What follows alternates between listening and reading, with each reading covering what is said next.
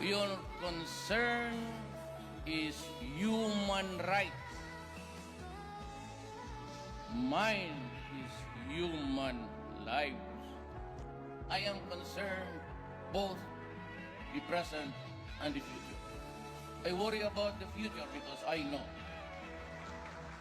what crimes can do to the youth of this country if not stopped. Crimes can make humans successful of succeeding generations. I will not allow it to happen. Not during my term.